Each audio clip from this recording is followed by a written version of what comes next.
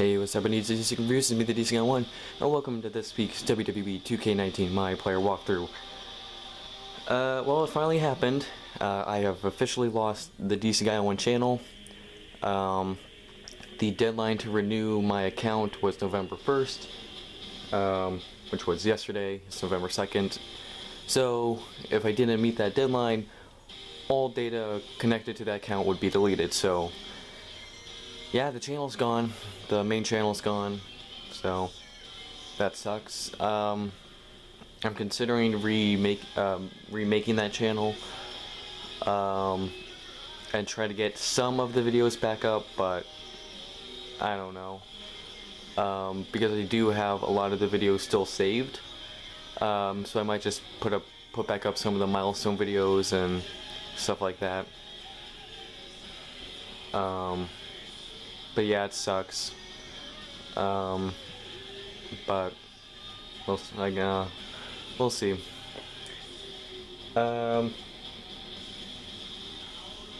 Let's see. Let's get right into Raw, because we got lots of stuff to talk about. So Asuka and Kairi Sane turned on Paige during a promo.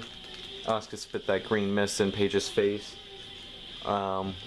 And then it looked like they were about to attack her before Becky Lynch came out and fought off both the Kabuki Warriors all by herself before beating Kairi Sane. In a match between Ricochet and Drew McIntyre, Randy Orton came out of nowhere, RKO'd Ricochet, causing a DQ. Orton then stared down at Hulk Hogan, who was at ringside. Natalya and Charlotte beat the Iconics. In a match between R-Truth and Buddy Murphy, Sunil Singh ran down, being chased by all the other wrestlers coming for the 24/7 title.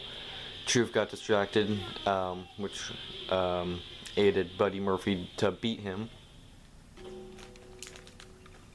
I'm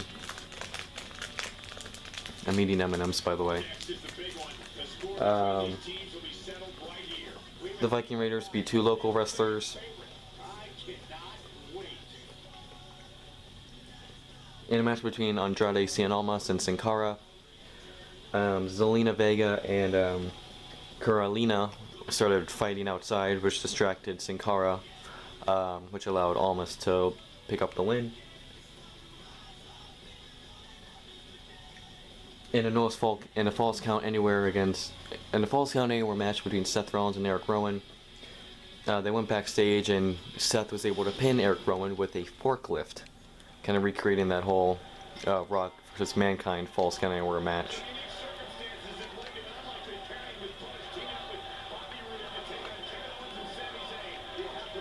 Wee.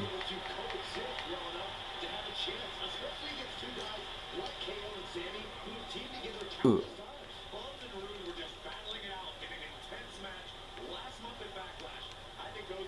Ah. Dropkick. Hey Rude, you want in while I'm talking? Thank you.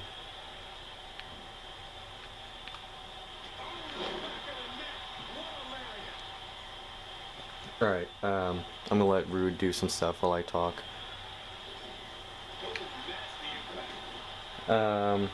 AJ Styles beat Humberto Carrillo after AJ took his hand away, like he was going for a handshake with Carrillo but pulled away. Carrillo slapped him, and AJ and Gallows and Anderson then attacked Carrillo in a 3-on-1 beating.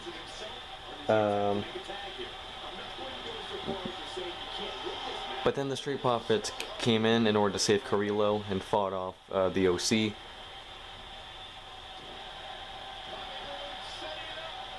And what I guess was the main event was a confrontation between Lana and Rusev, where Lana claimed that the reason that she started seeing Bobby Lashley was because Rusev was cheating. Rusev's like, "Where'd you get that information?" Lana said, "From Bobby Lashley." Sure, why not?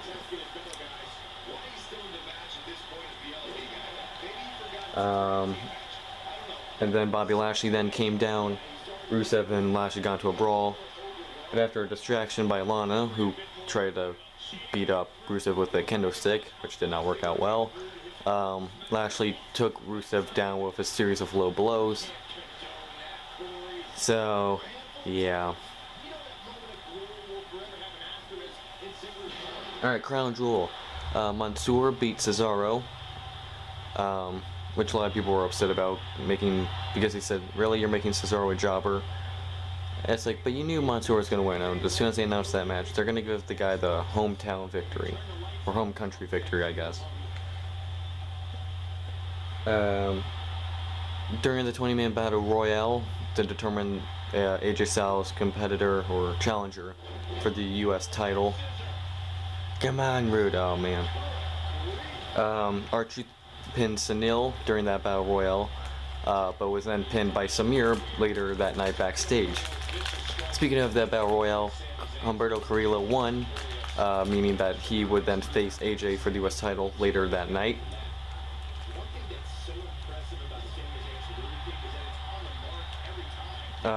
In that match, AJ would end up beating Carrillo in order to retain the U.S. title. Here we go. Natalya beat Lacey Evans. The OC won a tag tournament to determine the best tag team in the world, similar to the whole best wrestler in the world thing that Shane won last year.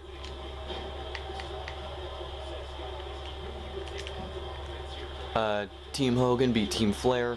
I mean, of course they were. Good guys were always going to win.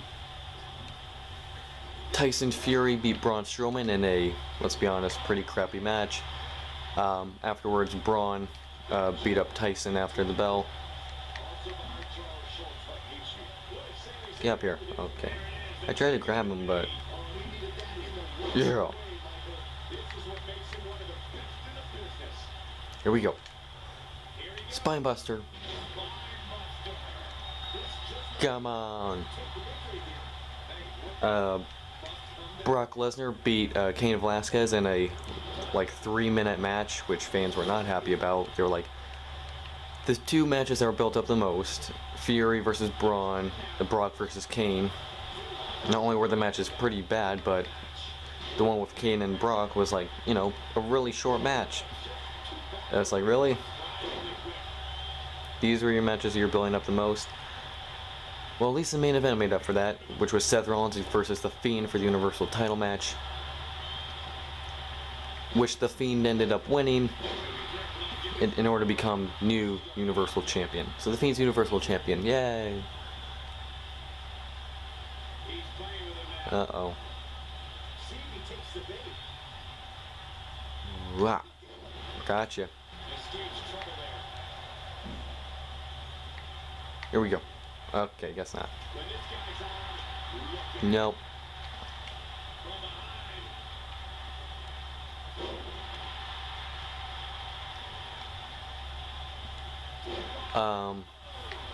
But ironically, the thing people are mostly going to remember about this event is what happened afterwards.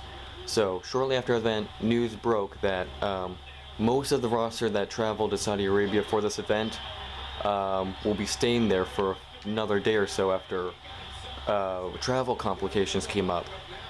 So that kind of sent SmackDown to panic because all your main eventers are in Saudi Arabia. They have no way to get back. So everyone's like, so what are you going to do with SmackDown? I mean, your two world champions, tag champions, US champion, all your main eventers, they're all overseas.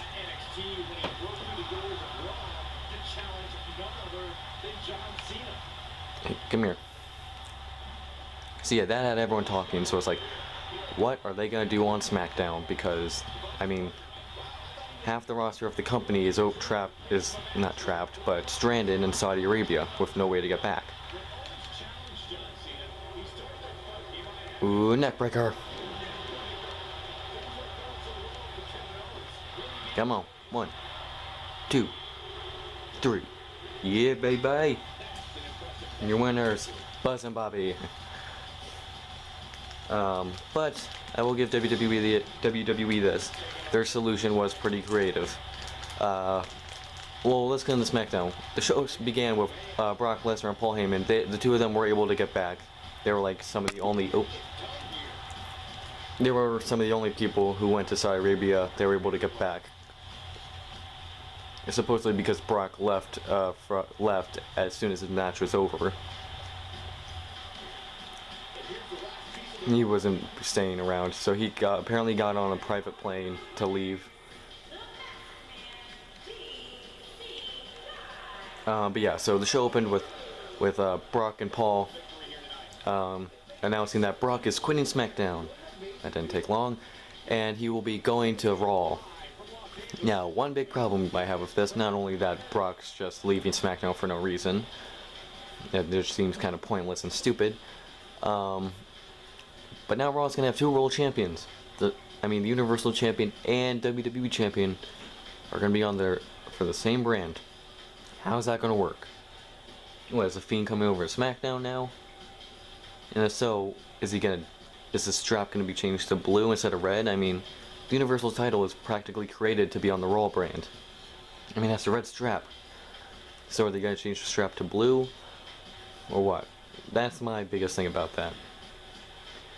But yeah, so how is WWE going to deal with the fact that they only have like 5 SmackDown people at the event?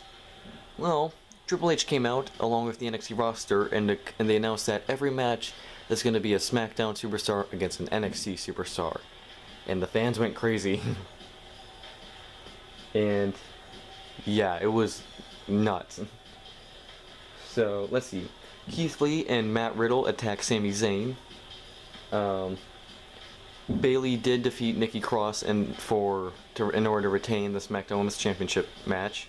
I don't know why they didn't have that match at Crown Jewel. But after the match, Bayley was attacked by Shayna Baszler. Tommaso Ciampa confronted Miz on Miz TV. He then went on to beat The Miz. Rhea Ripley and Tegan Nox beat Mandy Rose and Sonya Deville. And in the main event, Adam Cole went up against Daniel Bryan. Winner became for the NXT title. So if Bryan won, he'd become NXT champion. But he didn't. Adam Cole beat Daniel Bryan in order to retain the NXT title. So now fans are like, that was awesome. Everyone's like, Vince should get stranded in other countries more often, because that was the best SmackDown in a while. All because NXT pretty much ran the whole thing. I mean, an NXT person won every match. They were the main focus of every segment.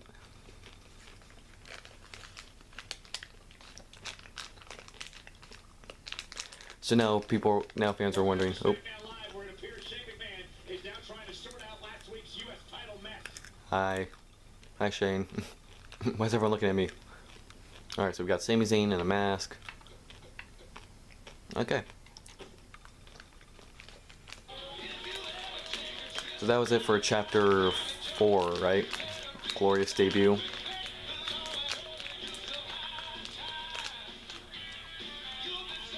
Daniel Bryan sees a lot of himself in Buzz.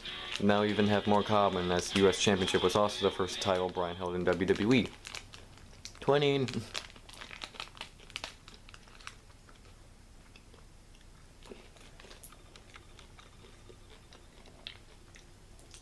Alright. Sami Zayn and Rusev. How you guys doing? So we can either talk to Sami, Rude, or Owens. I want to talk to Rusev.